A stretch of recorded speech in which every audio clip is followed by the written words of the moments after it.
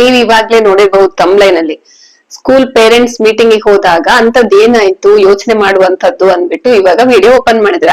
ಖಂಡಿತ ಅದನ್ನೇ ಶೇರ್ ಮಾಡ್ಕೊಂತೀನಿ. ಯಾಕೆ ಅಂದ್ರೆ ಈ ವಿಡಿಯೋ ನೋಡಿದ್ಮೇಲೆ ನೀವು ಏನಾದ್ರೂ ಇದೇ ತರ ಯೋಚನೆ ಮಾಡ್ತಿದ್ರೆ ದಯವಿಟ್ಟು ಚೇಂಜ್ ಮಾಡ್ಕೋಬಹುದೇನೋ ಅನ್ನೋ ಒಂದು ನಿರೀಕ್ಷೆಯಿಂದ ಈ ವಿಡಿಯೋವನ್ನ ಮಾಡ್ತಿದ್ವಿ. ವಿಷಯ ಇಷ್ಟೇ, ಪೇರೆಂಟ್ಸ್ ಮೀಟಿಂಗ್ ಹೋಗೋದು ವಿಶೇಷ ಅಲ್ಲ, ನಾವು ಕೂಡ ಟೀಚರ್ ಆಗಿ ಪೇರೆಂಟ್ಸ್ ಮೀಟಿಂಗ್ ಮಾಡೋದು ಒಂದು ವಿಶೇಷ ಅಲ್ಲ. ಆದ್ರೆ ಪೇರೆಂಟ್ಸ್ ಮೀಟಿಂಗ್ ಅಲ್ಲಿ ಪೇರೆಂಟ್ಸ್ ಗಳು ಕೆಲವರು ಎಷ್ಟು ರೀತಿಯ ಒಳ್ಳೆ ಬಿಹೇವಿಯರ್ ತೋರಿಸ್ತಾರೆ, ಇನ್ ಕೆಲವರು ಮಕ್ಕಳ ಬಗ್ಗೆ ತೋರುವಂತ ಅಸಮಾಧಾನ ಇವೆಲ್ಲವೂ ನಮ್ಗೆ ಟೀಚರ್ಸ್ ಗಳಿಗೆ ಪ್ರತಿ ತಿಂಗಳು ನಡೀತಾ ಇರುತ್ತೆ. ಆದ್ರೆ ನಾನು ನನ್ನ ಮಗಳ ಪೇರೆಂಟ್ಸ್ ಮೀಟಿಂಗ್ ಹೋದಾಗ ಒಂದು ಸಣ್ಣದಾಗಿ ಒಂದು ಘಟನೆ ನಡೆಯುತ್ತೆ. ಅಂತ ಘಟನೆ ತುಂಬಾ ಮೊದ್ಲಿಂದನೂ ನಡೆಯುತ್ತೆ, ನನ್ ಮನ್ಸಲ್ಲಿ ಯೋಚನೆ ಬರುತ್ತೆ, ಆದ್ರೆ ಶೇರ್ ಮಾಡ್ಕೊಳಕ್ ಹೋಗಿರ್ಲಿಲ್ಲ. ಇವತ್ತು ಅದಕ್ಕೆ ಅವಕಾಶ ಬಂದಿದೆ, ಶೇರ್ ಮಾಡ್ಕೊಂತೀನಿ.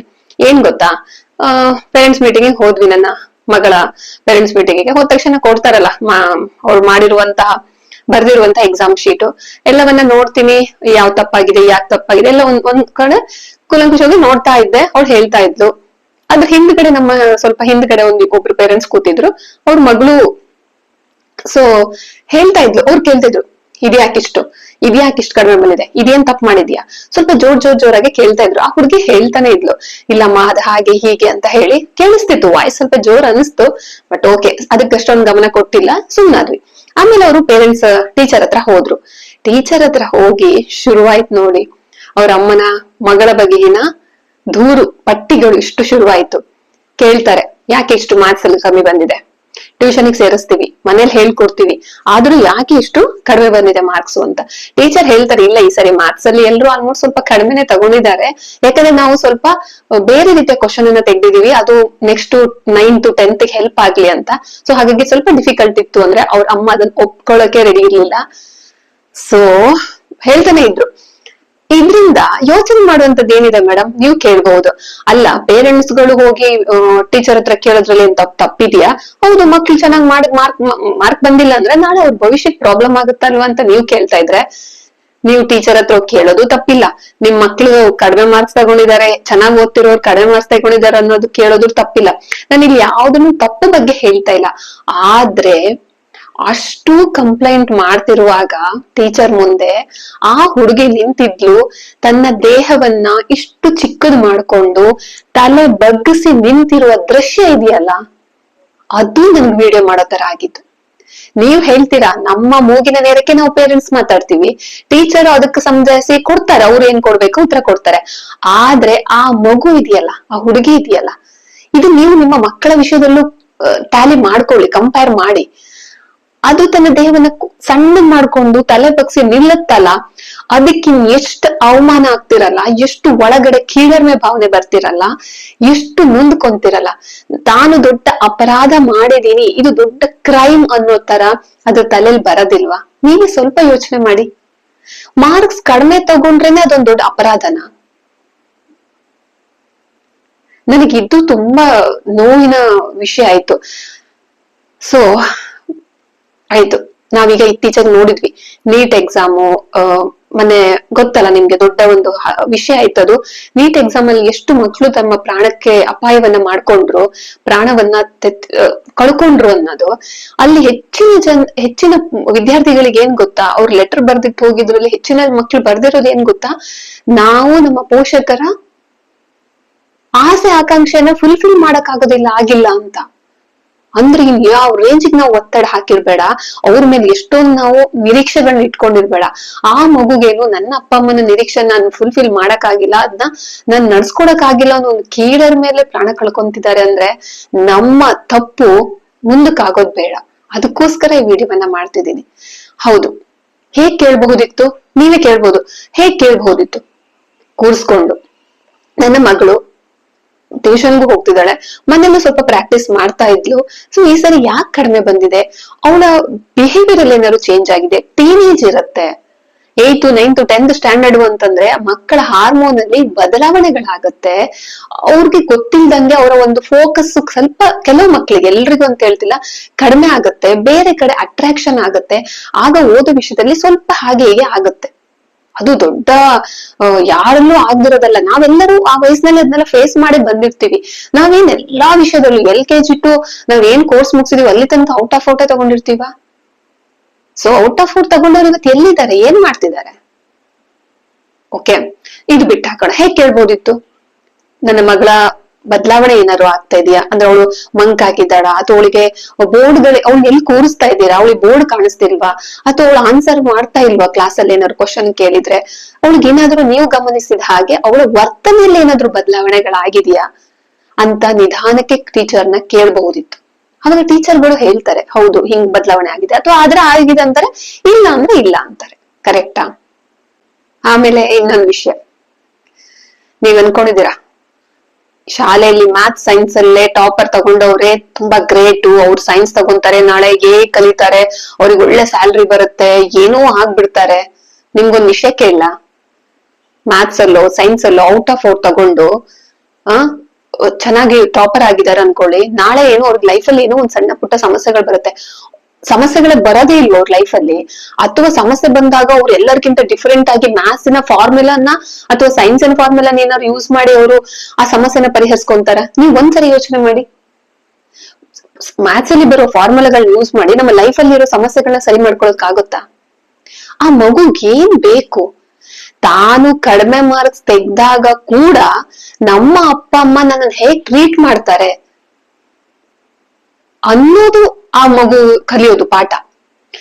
ಸರಿ, ನಾನೀಗ ನನ್ನ ಎಕ್ಸಾಂಪಲ್ ಕೊಡ್ತೀನಿ ನಿಮ್ಗೆ, ಅವಾಗ ಕ್ಲಿಯರ್ ಆಗ್ಬಹುದು. ನೀವ್ ಹೇಳ್ತಿದ್ರಲ್ಲ ಮೇಡಮ್ ನಿಮ್ ಮಗಳ ಕತೆ ಹೇಳಿ ಅಂತ. ಖಂಡಿತ, ಅವಳು ಅಪ್ ಟು LKG ಇಂದ, ಸಣ್ಣ ಹುಡುಗಿಯಿಂದ ಈಗ 8th ಸ್ಟ್ಯಾಂಡರ್ಡ್ ಬರೋ ತನಕನು ಕ್ಲಾಸ್ ಅಲ್ಲಿ ಟಾಪರ್ ಇರ್ತಾಳೆ. ಅಂದ್ರೆ ಯಾವ್ದೇ ಸ್ಕೂಲ್ ಚೇಂಜ್ ಮಾಡ್ರು ಕೂಡ ಅವಳ ಫಸ್ಟ್ ಪೊಸಿಷನ್ ಯಾರಿಗೂ ಬಿಟ್ಕೊಡೋದಿಲ್ಲ, ತಾನೇ ಬರ್ತಾ ಇದ್ಲು. ಇದು ನಾ ದೊಡ್ಡ ಹೆಮ್ಮೆ ಅಂತ ಹೇಳ್ಕೊಂತಿಲ್ಲ, ಬಟ್ ನಾನ್ ಯಾವ ರೀತಿ ಅವ್ಳ ಮನೇಲಿ ಓದ್ಬೇಕು, ಹೇಗ್ ನೆನ್ಪಿಟ್ಕೋಬೇಕು ಅದೆಲ್ಲವನ್ನ ಅವಳಿಗೊಂದು ಹೇಳ್ತಾಳೆ ಫೌಂಡೇಶನ್ ಹಾಕೊಟ್ಟಿದೀನಿ, ಅವಳ ಅದ್ರ ಪ್ರಕಾರನೇ ಹೋಗ್ತಿದ್ದಾಳೆ.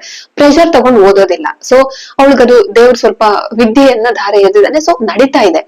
ಆದ್ರೆ ಈ ಬಾರಿ ಫಸ್ಟ್ ಪ್ಲೇಸ್ ಇಂದ ಸೆಕೆಂಡ್ ಪ್ಲೇಸ್ ಬಂದಿದ್ದಾಳೆ. ಸೇಮ್ ಮ್ಯಾಥ್ಸ್ ಅಲ್ಲಿ ಮಾತ್ರ ಕಡಿಮೆ ಮಾರ್ಕ್ಸ್ ಬಂದಿದೆ. ಇನ್ನೆಲ್ಲವೂ ಔಟ್ ಆಫ್ ಔಟ್ ಗೆ ಇನ್ನೇನೋ ಒಂದು 1/2 ಮಾರ್ಕ್ 1 ಮಾರ್ಕ್ ಕಡಿಮೆ ಬಿಟ್ರೆ ಇನ್ನೆಲ್ಲವೂ ಚೆನ್ನಾಗಿತ್ತು. ಮ್ಯಾಥ್ಸ್ ಅಲ್ಲಿ ಕಡಿಮೆ ಬಂತು. ಪೇಪರ್ ನೋಡ್ತೀನಿ ಹೋಗಿ ಬಂದವಳೆ ಹೇಳಿದ್ಲು ನನ್ಗೆ ಈ ಸರಿ ಮ್ಯಾಥ್ಸ್ ಅಲ್ಲಿ ಕಡಿಮೆ ಬರುತ್ತೆ ಅಂತ. ಯಾಕೆ ಅಂತ ಕೇಳಿದೆ ಕ್ವಶನ್. ಇಲ್ಲ ಅದು ಬೇರೆ ರೀತಿ ಕೊಟ್ಟಿದ್ದಾರೆ, ಡಿಫಿಕಲ್ಟ್ ಕೊಟ್ಟಿದ್ದಾರೆ ಅಂತಂದ್ಲು. ಓಕೆ, ಸುಮ್ನಾದೆ. ಆಮೇಲೆ ಕ್ವಶನ್ ನಾನು ಪೇಪರ್ ನೋಡ್ದೆ, ಒಂದ್ ಸ್ವಲ್ಪ ಬೇರೆ ತರ ತೆಗ್ದಿದ್ರು. ಓಕೆ ಫೈನ್, ಈಗ ನೆಕ್ಸ್ಟ್ ಏನ್ ಮಾಡ್ಬೇಕು ಅನ್ಕೊಂಡೆ. ಇಲ್ಲ ನನ್ ದಿನ ಸ್ಟಡಿ ಮಾಡಿರ್ಲಿಲ್ಲ, ಗೊತ್ತಾಯ್ತು ನನಗೆ ನನ್ ತಪ್ಪೇನು ಅಂತ, ಸ್ಟಡಿ ಮಾಡ್ತೀನಿ ಅಂದ್ಲು. ಹಾಗೆ ಯಾಕೆ ಹೇಳ್ತಾಳೆ ಅಂದ್ರೆ, ನಾನು ಯಾವತ್ತು ಮಾರ್ಕ್ಸ್ ಜಾಸ್ತಿ ತೆಗ್ದಾಗ್ಲೂ ತುಂಬಾ ಹರ್ಷದಿಂದ ಕುಣಿದಾಡಿಲ್ಲ. ಹಂಗನ್ಬಿಟ್ಟು ತುಂಬಾ ಸ್ವಲ್ಪ ಒಂದೊಂದ್ಸರಿ ಕಡಿಮೆ ತೆಗ್ದ್ರು ಅಯ್ಯೋ ತಪ್ಪಾಯ್ತು ಅಂತ ಅವಳನ್ನ ಅಂಡರ್ಸ್ಟಿಮೇಟ್ ಮಾಡೇ ಇಲ್ಲ. ನಾನ್ ಹೇಳಿದ್ದಿಷ್ಟೇ, ನೀನು ನಾಲೆಜ್ ಪರ್ಪಸ್ ಓದ್ಬೇಕು. ನಾಲೆಜ್ ಪರ್ಪಸ್ ಓದಿದ್ರೆ ಮಾರ್ಕ್ಸ್ ಆಟೋಮೆಟಿಕ್ ಬರುತ್ತೆ. ಮಾರ್ಕ್ಸ್ಗೋಸ್ಕರ ಓದ್ಬೇಡ. ಮಾರ್ಕ್ಸ್ನೇ ನನ್ ಔಟ್ ಆಫ್ 4 ತೆಗಿತೀನಿ ಅಂತಲ್ಲ, ಆ ವಿಷಯವನ್ನ ಅರ್ಥ ಮಾಡ್ಕೋ, ವಿಷಯನ ಆಳವಾಗಿ ಅರ್ಥ ಮಾಡ್ಕೋ, ಅದೇ ನಿನಗ್ ಮಾರ್ಕ್ಸ್ ಕೊಡತ್ತೆ ಅಂತ.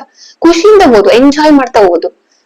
ಅದನ್ನ ಹೇಳ್ಕೊಟ್ಟಿದೀನಿ, ಅದನ್ನ ಫಾಲೋ ಮಾಡಿದಾಳೆ. ಈಗ ತನಗ್ ಮಾರ್ಕ್ಸ್ ಕಮ್ಮಿ ಬಂತು ಹಂಗಂತ ಫಸ್ಟ್ ಪೊಸಿಷನ್ ಇಂದ ಸೆಕೆಂಡ್ ಬಂದಿದ್ದಕ್ಕೆ ಬೇಜಾರಾಯ್ತಾ? ಖಂಡಿತ ಇಲ್ಲ. ಯಾವಾಗ್ಲೂ ಹೇಳಿದೀನಿ, ಜೀವನದಲ್ಲಿ ಏರಿಳಿತಗಳು ಇದ್ದೇ ಇರುತ್ತೆ.